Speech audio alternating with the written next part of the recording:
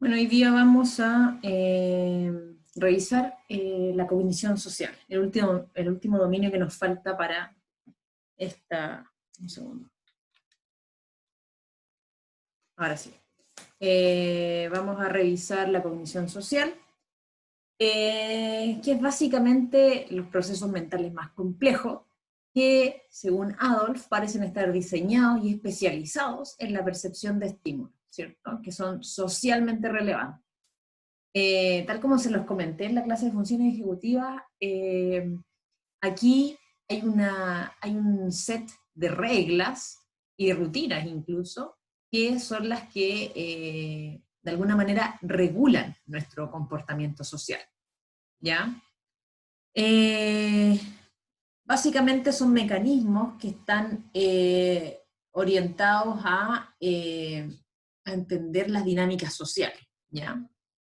Dentro de la cognición social hay varios aspectos que nos llevan a esta conducta social, y hay algunos autores que los identifican como, por una parte, la percepción social, donde encontramos toda la información de los signos faciales, kinésicos, en el fondo cuando expresamos emociones, cuando a través de la prosodia expresamos ironía, cuando utilizamos el lenguaje figurado, un montón de información que entregamos que tiene que ver con la percepción social, y que en el fondo hay un tema de detección de aspectos subjetivos aquí, porque no es simplemente detectar lo que se dice literalmente, sino que el cómo lo dijo, por ejemplo. Esto está ligado también a la teoría de mente, que la vamos a revisar, y por supuesto la empatía, ¿ya? Todos estos aspectos apuntan un poco a que la cognición social, estas capacidades, estos mecanismos o procesos, nos lleven a esta conducta social. Ahora, eh, para entender un poco esto, tenemos que irnos un poco más atrás filogénicamente. Y acá nace la hipótesis del cerebro social. Entonces se plantea que la complejidad de nuestro cerebro, la complejidad de nuestras interacciones, y que esto es reversible, en el fondo se puede plantear de que el cerebro nos permite ser lo complejos que somos, pero lo complejos que somos también nos permite el desarrollo de nuestro cerebro. Y esto se puede ver, por ejemplo, acá vemos tamaños de cerebro, vemos el de un ratón, de un macaco, de un chimpancé y el humano, ¿cierto? Es interesante que, por ejemplo, los macacos, que son los que están aquí, viven en grupos muy jerarquizados. No sé si alguna vez han visto esas imágenes de esos macacos japoneses que están en una especie de termas, que están en un lugar muy frío, con mucha nieve, y que hay unas termas en las que solamente se mete, entre comillas, la familia real. Eh, entonces tienen sistemas extremadamente jerárquicos. Y para entrar a la terma, para estar calentito en la terma, en el fondo tienes que ser, entre comillas, amigos de esta pseudo realeza. Entonces ellos expresan emociones y tienen cierta complejidad. Y aquí también vemos el desarrollo de su cerebro. Vemos que existe un lóbulo frontal, ¿cierto? Que no está tan desarrollado como en los chimpancés o en los humanos, pero sí existe algún desarrollo. Eh, Luego tenemos los chimpancés, que también son súper desarrollados. De hecho, esto es un dato interesante, que en términos genéticos, nosotros somos más similares a los chimpancés que el elefante africano al elefante indio. Entre esos dos elefantes hay más diferencia de genes que las que nosotros tenemos con los chimpancés. Y eso es muy interesante, ¿cierto? Bueno, los chimpancés también son súper complejos, tienen un lóbulo frontal bastante más desarrollado que los macacos, y en el comportamiento también lo podemos ver. Es decir, los chimpancés son capaces de hacer guerras, hacen coaliciones, y de hecho, de alguna forma se coluden para destituir líderes. Entonces, su desarrollo social es súper complejo. Y aparte, hay otro tema interesante aquí, que no solamente demuestran las emociones básicas, sino que demuestran emociones mucho más complejas, como la culpa o la vergüenza. Eh, Hay estudios que muestran que cuando se lesionaban ciertas zonas del cerebro de monos, estos se aislaban socialmente. Entonces, de alguna otra forma, acá está esta relación, ¿cierto?, de este desarrollo de algunas zonas del cerebro con estas capacidades sociales. Eh, Por ejemplo, cuando se lesionaba la amígdala, se observaba, o el córtex orbitofrontal, estos monos se aislaban. Eh, También, por ejemplo, cuando se generaba alteración del surco temporal superior, los monos eran menos capaces de responder a ciertas expresiones faciales, ¿ya? Entonces, obviamente, aquí hay ciertas zonas del cerebro que van a estar más ligadas a estas funciones. Entonces, este cerebro social nos dice que de alguna u otra manera vivir en sociedad es un mecanismo adaptativo, ¿cierto? Entonces, sabemos que los niños muy pequeños son capaces de colaborar, y eso es muy interesante porque hay un experimento que se lo voy a explicar con más detalle en clase, que nos muestra que los niños tienen ciertas colaboraciones que los chimpancés no tienen. Y también, obviamente, este mecanismo adaptativo que tenemos de eso, que es en el fondo la agrupación, se da por distintos modos, ¿cierto? Hay una hipótesis que plantea que la risa es un mecanismo que nos ha permitido agrandar nuestros grupos, porque antes los primates lo que hacían era como para generar el vínculo, el bonding, lo que hacían era sacarse los piojos entre ellos, ¿cierto? Entonces se sacaban los piojos y generaban un vínculo. Entonces se plantea que la risa es un mecanismo de grooming, que es como sacar piojos, social, porque yo en el fondo soy menos eficiente sacándole piojo a 10 monos, ¿cierto? O a 10 personas. Sin embargo, si me río con ellos, genero inmediatamente ese vínculo, ¿sí? Entonces, de alguna u otra manera se plantea que la risa es una forma en la cual nosotros agrandamos nuestros grupos, extendimos nuestra forma de hacer grooming. Bueno, volviendo a este cerebro social, una de las zonas que vamos a considerar más importante es la amígdala, ¿ya? La amígdala se ha visto en activación cuando, por ejemplo, vemos caras de miedo, ¿ya? Nosotros estamos constantemente haciendo predicciones acerca de la gente, acerca de lo que están sintiendo, haciendo o queriendo hacer. Entonces aquí les voy a mostrar un video que es de unos investigadores, en el cual ponen esta cara y esta va cambiando en ciertos aspectos. Y es impresionante cómo en la medida que va cambiando, nosotros vamos encontrando qué es más confiable o menos confiable. Y en base a eso, nosotros vamos activando más o menos nuestra amígdala, ¿cierto? Y eso es lo que hace básicamente nuestro cerebro, predicciones de qué es lo que va a hacer esa persona con esas características faciales versus esta otra que está apareciendo aquí, ¿cierto? Eh, entonces, en el fondo, cuando estamos viendo caras poco confiables, tenemos una activación grande de la amígdala también. Nuestro cerebro en este sentido es súper prejuicioso y de hecho estamos siempre agrupándonos también. Por ejemplo, hoy día sabemos que las razas no existen entre los humanos, ¿cierto? Eso es un invento. Las razas, o sea, todos somos humanos idénticos, no tenemos diferencias, no hay razas dentro de nuestra especie. Sin embargo, cuando observamos a personas con piel de color diferente al nuestro, no los agrupamos con nosotros. Entonces, en el fondo lo que sucede aquí es que activamos distintas zonas cuando las personas, entre comillas, son similares a nosotros y cuando no son similares a nosotros. Y lo vamos a ver un poco después eso con la empatía también. Bueno, básicamente la amígdala aquí nos ayuda también de forma muy adaptativa porque cuando yo tengo una señal de temor, que básicamente es un estímulo condicionado, es porque algo temible se va a acercar, ¿cierto? Que sería el estímulo incondicionado. De esta forma, una cara que es temerosa, eventualmente siempre tiene que provocar una respuesta de temor. Y por eso tenemos estos sistemas que están relativamente entrenados para esto. Entonces la amígdala estaría involucrada en la cognición social con un papel en la valoración de lo positivo y lo negativo, ¿cierto? También asociado a este riesgo-beneficio que habíamos hablado con las funciones ejecutivas. Bueno, ¿y qué pasa con los prejuicios? Que los hacemos constantemente. Es como les comentaba, estamos constantemente haciendo inferencias acerca del otro, y estamos básicamente prejuiciando. Y en este experimento lo que hacen es presentar información eh, irrelevante de personas. Por ejemplo, cosas que la persona dijo, que no dan mucha información. Luego dan información de la persona que sí es relevante, y que pueden ser positivas o negativas, ¿ya? Y de acuerdo a eso, luego las personas evalúan positivo o negativamente a las personas que se muestran en la foto, ¿cierto? Y lo que se ha observado es que la amígdala y el córtex cingulado posterior, perdón, son los que tienen mayor activación cuando se está haciendo esta evaluación, esta evaluación de cómo estoy juzgando a esta persona.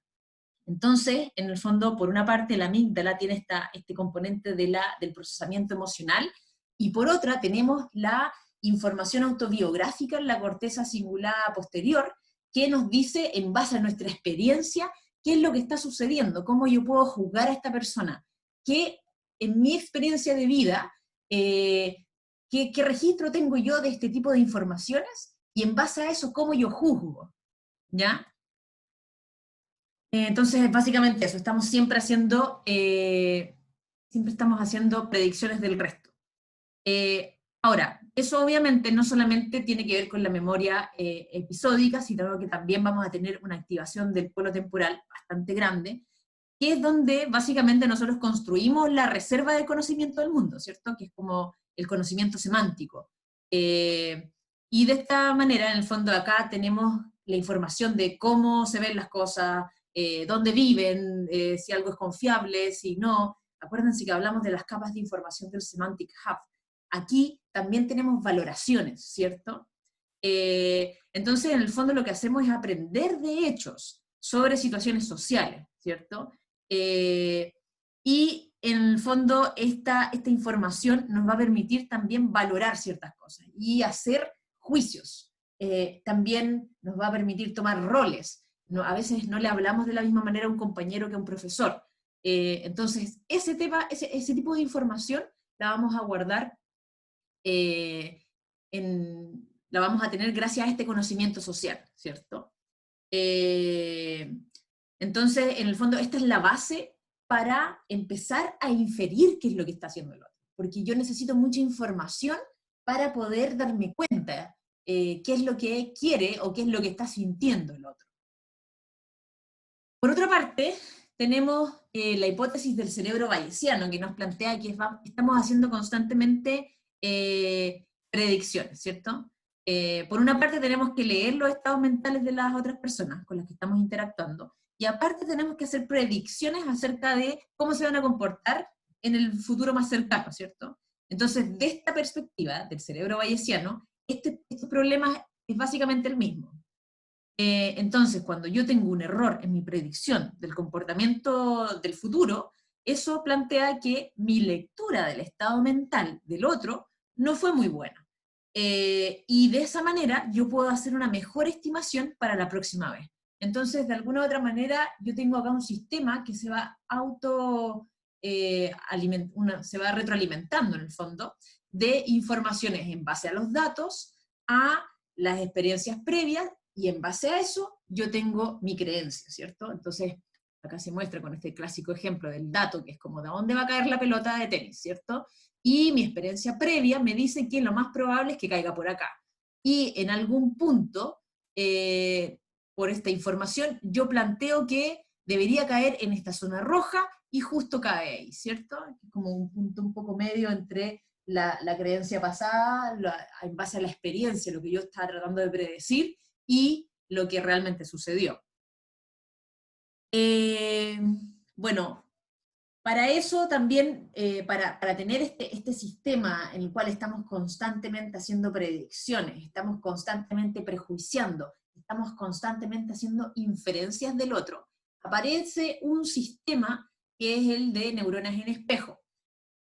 Esto surge por la activación por la observación de activación de áreas cerebrales. Básicamente es un experimento que hizo Rizzolatti con macacos, en el cual se observó que cuando los monos observaban ciertas acciones, activaban las mismas áreas del cerebro como si ellos mismos lo estuvieran haciendo, ¿ya? Y ahí se habla de este sistema de neuronas en espejo. Entonces, se plantea que cuando observamos a otra persona experimentando, por ejemplo, una emoción, podemos activar zonas similares, ¿cierto? Ahora, eso todavía no tiene tanta evidencia. Lo que sí tiene mucha evidencia tiene que ver con las áreas motoras. Y eso es hoy día lo que más se sabe de las neuronas en espejo, que cuando se activan ciertas zonas, o sea, cuando yo veo una actividad, se activan esas mismas áreas motoras en mi cerebro, como si lo estuviera haciendo yo. Entonces, de alguna u otra manera, las neuronas en espejo son súper importantes para la imitación, porque me permiten generar estas representaciones motoras sin hacer el movimiento aún, ¿cierto? Y que después, cuando yo lo hago, lo puedo ir perfeccionando cada vez más. Entonces, por una parte, las neuronas en espejo nos van a ayudar mucho en la imitación, pero por otra parte, también nos van a ayudar con el tema de las inferencias, ¿cierto? De hecho, hay regiones cerebrales somatosensoriales que se activan cuando vemos que alguien más es tocado. Es decir, puede ser motor y sensitivo. Con las emociones, yo se los comentaba, es un poquito más complejo. Sobre todo se ha visto con el tema del dolor. Entonces, cuando una persona presenta, si vemos a una persona sintiendo dolor, podemos activar las mismas zonas de dolor en nuestro cerebro. Y ahí empiezan a hablarse de estos conceptos de empatía, ¿cierto? Que a veces como que vemos algo que es muy doloroso y de alguna u otra manera nos afecta físicamente, ¿cierto?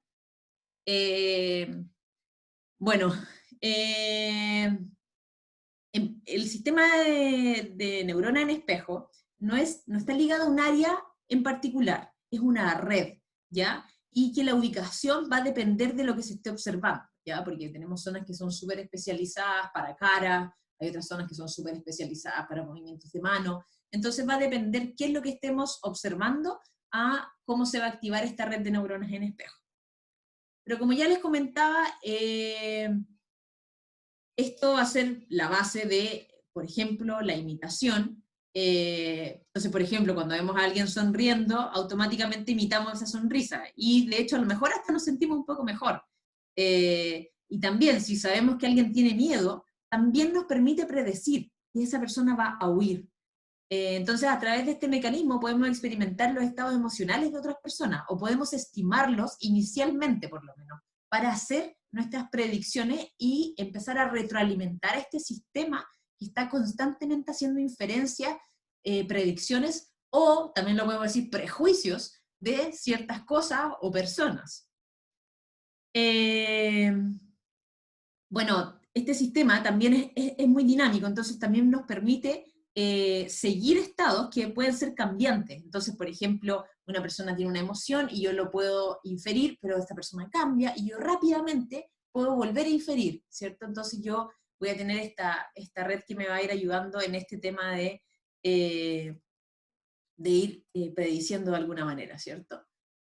Luego llegamos a la teoría de mente, ¿cierto? En la que la teoría de mente es básicamente las inferencias que hacemos de otros. Tiene que ver con las inferencias de las intenciones de los otros, como las inferencias de las emociones de otros.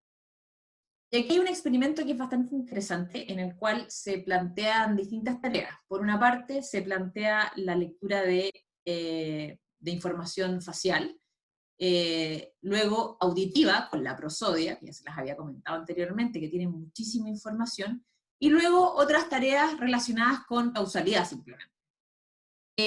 Lo interesante es que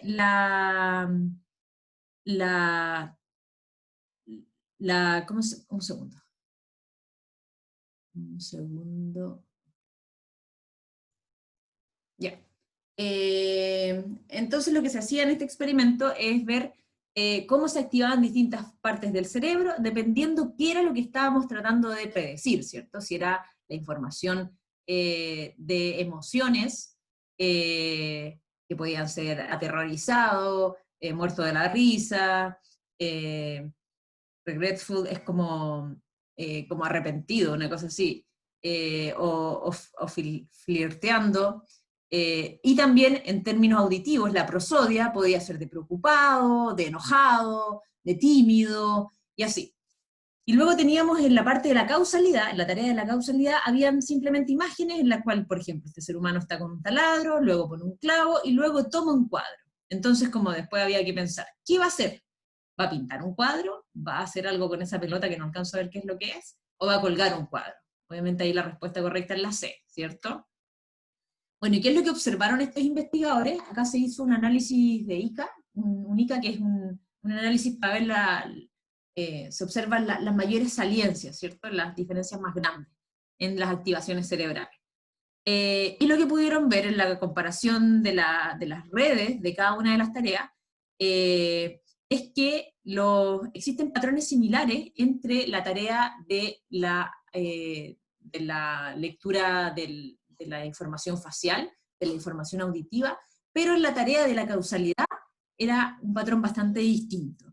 En particular, la de la información visual y auditiva activaba el córtex prefrontal, el precúneo y el giro frontal inferior, derecho, ¿ya? Entonces se plantea que estas son las áreas principales asociadas a la teoría de mente. Por otra parte, la causalidad activaba una red distinta que estaba mucho más guiada a la dirección no a la dirección, a las acciones guiadas a una meta. Entonces, por una parte, el precúneo, el surco temporal superior y el polo temporal van a estar relacionados con la percepción de los estímulos sociales. Tenemos que recordar que el precúneo puede estar involucrado en la reconstrucción de imágenes. Y va a estar súper ligado al lóbulo occipital, ¿cierto? Que es donde tenemos el procesamiento primario y secundario de toda la visión. Luego la corteza prefrontal medial va a tener todos los conceptos más abstractos, ¿cierto? Ya sabemos que es un centro multimodal que me va a permitir mezclar visual con auditivo y qué sé yo, entonces tengo mucha mayor capacidad de recrear, ¿cierto? Realidades. Y obviamente el polo temporal que va a tener información, básicamente. Recordemos de nuevo el Semantic Hub, que va a tener multimodalidad de información. No como un centro integrador, sino que como se acumula la información en capas. Entonces, ¿cómo se infieren los pensamientos de otros, cierto? Sabemos las áreas cerebrales que se activan, pero ¿por qué? ¿Cómo? Entonces aquí salen dos hipótesis, la predicción en base a los propios pensamientos y la de almacenamiento de información del el fondo, la experiencia de cómo me ha funcionado la inferencia en otros, ¿ya? Por una parte, la teoría de simulación plantea que los humanos utilizamos el conocimiento de nosotros mismos para deducir lo que sucede en los otros. Entonces, básicamente, tratamos de predecir en base a nosotros mismos. Mientras que la teoría gramatical social plantea que nosotros tenemos un almacén, que es un conocimiento en el fondo, acerca de reglas de cómo funciona la mente de los demás. Y lo que se hace, básicamente, aplicarla. Entonces, bueno, y como ya habíamos comentado un poquito antes, el córtex prefrontal se va a activar para cuando hacemos el procesamiento de los pensamientos acerca de otros, cuando tratamos de hacer inferencia, y cuando tratamos de hacer las nuestras propias, ¿cierto? Particularmente el córtex prefrontal se va a activar en su parte más ventral con los propios, ¿ya? Cuando yo pienso sobre mí misma, ¿ya? O cuando yo trato de inferir, pero en gente que se asemeja a mí. Y aquí volvemos al tema de, por ejemplo, los colores de la piel. Cuando yo observo que, bueno, de hecho este estudio que les muestro acá es básicamente eso, cómo se activan distintas zonas del cerebro cuando hacemos inferencias o tratamos de hacer prejuicios, como les decía, son predicciones, juicios, inferencias acerca de otros. Entonces, cuando los hago sobre mí misma, son se va a activar el córtex prefrontal ventral. Si lo hago sobre gente que yo creo que se parece a mí, que yo agrupo conmigo, puede ser por el color de piel, por religión, por nivel cultural, por país, por lo que quieran, voy a activar también el córtex ventral.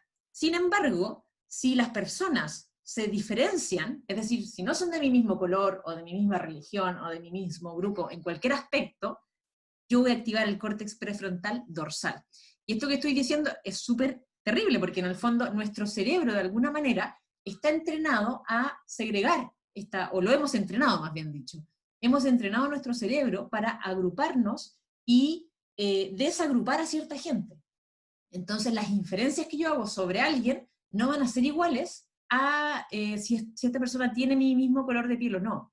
Obviamente el color de piel ahora es un tema que se está tocando harto, pero es un ejemplo. Puede ser no por color de piel, puede ser por clase social, puede ser por género, puede ser por sexo, puede ser por un montón de factores, ¿ya? Y aquí llegamos un poco a la empatía, ¿cierto? Que es como ya la teoría de mente, inferir estados intencionales y emocionales en el otro, y luego se complejiza un poco más y llegamos a la empatía, que es básicamente la capacidad de ponerse en el lugar del otro. Hay una diferencia que es clave aquí entre la teoría de mente y la empatía, porque la empatía implica emocionalidad. En el fondo, una persona, por ejemplo, un psicópata, ¿cierto? Puede perfectamente inferir los estados emocionales e intencionales de los demás. Sin embargo, emocionalmente no es capaz de ponerse en el lugar del otro, ¿ya?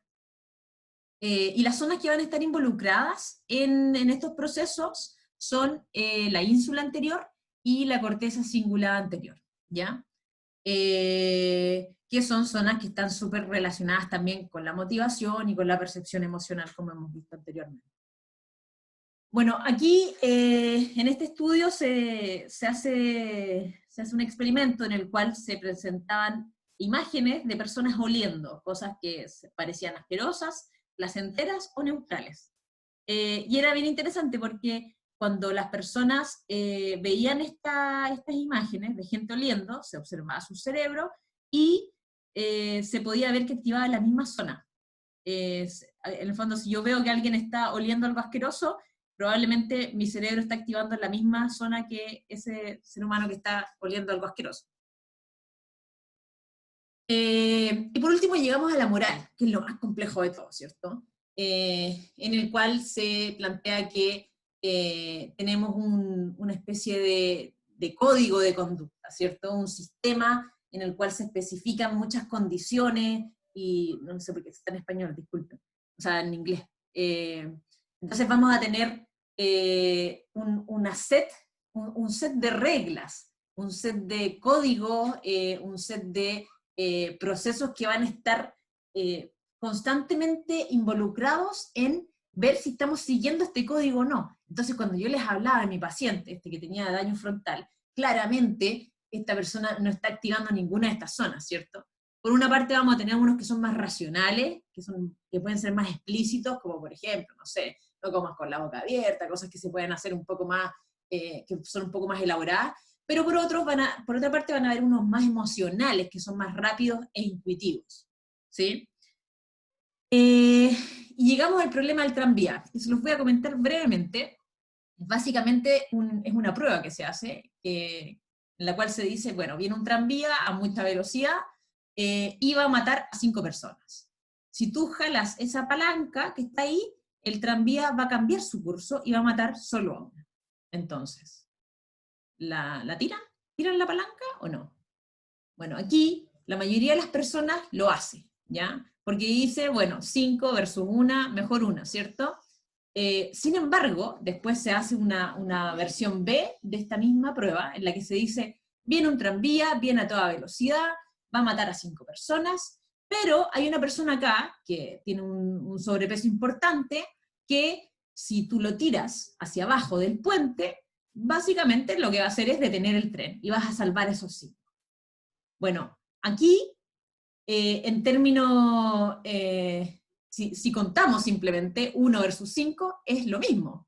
esta tarea es idéntica a esta otra, ¿cierto? Sin embargo, hay algo en nuestro código, hay algo en nuestra moralidad que nos dice que no es lo mismo, ¿cierto? No es lo mismo empujar con tus propias manos a alguien de un puente que tirar una palanca, ¿cierto? Bueno, esto lo podemos discutir más en clase, porque es obviamente interesante, y hay varios ejemplos más, de hecho, podemos ver también ahí, podemos hablar de ciertas poblaciones que tienen grandes dificultades para distinguir lo que nosotros sí podemos distinguir entre estos dos ejemplos, ¿sí? ¿Y cómo esto funciona en el cerebro? Bueno, los fundamentos neurales de la moralidad todavía no se comprenden porque es un concepto bastante complejo. Sin embargo, hay ciertas estructuras y procesos que van a estar asociados a la moralidad. Y aquí podemos ver que las principales áreas del cerebro que se involucran, tanto estructural como funcionalmente, tienen que ver con las cortezas orbitales, ventromediales, obviamente vamos a tener activación de todas las zonas asociadas a la emoción, a la corteza cingulada anterior, vamos a tener estructuras parietales, temporales, todo relacionado con la atribución de las creencias y las intenciones de los demás, vamos a tener activación de la corteza insular, relacionado con los procesos empáticos, vamos a tener, en el fondo es un montón, es un circuito muy, muy grande, que vamos a tener una activación de son muchas funciones, por lo tanto son muchas áreas las que se activan, ¿cierto? Entonces no es un solo circuito o una sola estructura, sino que son muchos circuitos que se superponen, con muchos procesos y muy complejos, ¿ya? Esto es algo que todavía se está estudiando, así que algo entretenido de vivir el día de hoy es que todavía podemos ver los avances en la ciencia en este tema, en este tipo de temas. Y eso les quería comentar con el tema de la cognición social.